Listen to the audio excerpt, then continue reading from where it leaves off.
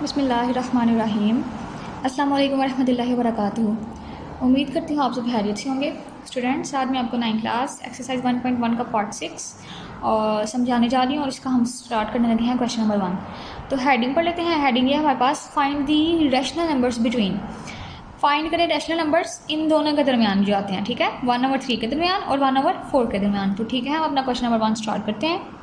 Okay जी, ये आ गया हमारे पास हमारा क्वेश्चन नंबर 1। क्वेश्चन नंबर 1 ये है स्टूडेंट्स, अब हम क्या करेंगे, इसका रैशनल नंबर फाइंड करने के लिए हम इन दोनों वैल्यूज़ को आपस में प्लस कर देंगे और इनको डिवाइड कर देंगे हम 2 के साथ, ठीक है।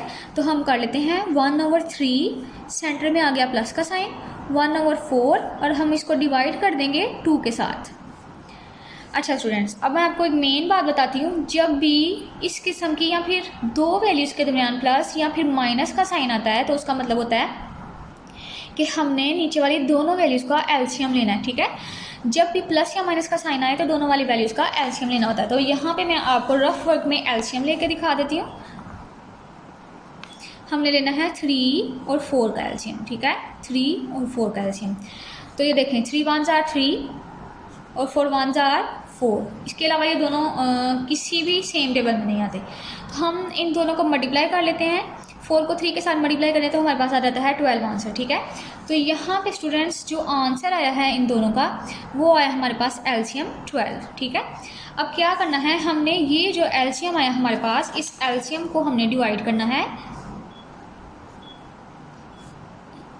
एक दफ़ा इस वैल्यू के साथ डिवाइड करना है इस नीचे वाली के साथ, और एक दफ़ा इसी एलसीएम को हमने इस नीचे वाली के साथ डिवाइड करना है। तो पहले हम इसके साथ कर लेते हैं और फिर हम इसके साथ कर लेंगे। पहले हम 3 के साथ कर लेते हैं, 3 4s होता है 12 और फिर हम कर लेते हैं इसके साथ 4 3s 12।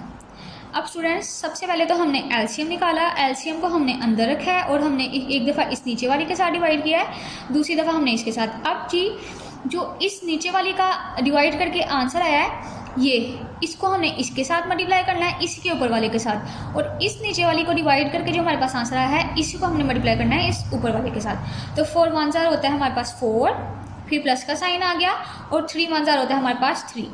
तो 4 में अगर हम 3 प्लस करें तो हमारे पास आ जाता है 7 और नीचे 12 वैसे का वैसे, और यहाँ पे हमने साथ ही साथ इसको डिवाइड करना था 2 के साथ। तो ये हम नीचे लिख लेते हैं 2, और यहाँ पे भी 2 वैसे का वैसे ही नीचे आ गया स्टेप बाय स्टेप। अब देखिए स्टूडेंट्स, ये जो 2 है यहाँ पे इनके साथ डिवाइड हो रहा है, तो हम इसको खोल लेते हैं 7/12। ये रफ वर्क है, ठीक है। 7/12 इसको डिवाइड कर देते हैं हम 2 के साथ, ठीक है। अब आप देखें, जिसके नीचे कुछ भी नहीं होता उसके नीचे 1 होता है। तो हम क्या करेंगे, यहाँ पे ये 2 इसके साथ डिवाइड हो रहा है। जब हम इस 2 को लेके जाएंगे मल्टीप्लाई करने के लिए, तो जब मल्टीप्लाई करेंगे तो ये दोनों वैल्यूज़ ऊपर नीचे हो जाएंगी। ये देखें 7/12, अब हम इसको करें हैं मल्टीप्लाई, तो 1 ऊपर चला जाएगा और 2 नीचे आ जाएगा, सेम ऐसे का वैसे। अब क्या है, अब हमने करना है इनको मल्टीप्लाई। 7 1s are 7 और 12 2s होता है हमारे पास 24। अब स्टूडेंट्स देखें आप, 1/3 का जो हमारे पास रैशनल नंबर आया है वो हमारे पास आया है 7/24, ठीक है। 1/3 का रैशनल नंबर निकला है हमारे पास। अब हमने निकालना है 1/4 का रैशनल नंबर।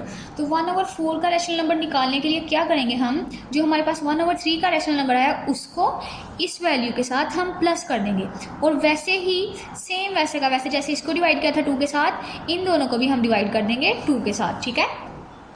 ओके, तो हमने लिख लिया है रैशनल नंबर जो हमारे पास पहला आया था 7/24, वो लिख लिया, और उसको सेकंड वाली वैल्यू के साथ हम करने लगे हैं प्लस, और सेम टू सेम वैसे ही हम इनको बाद में डिवाइड कर देंगे 2 के साथ।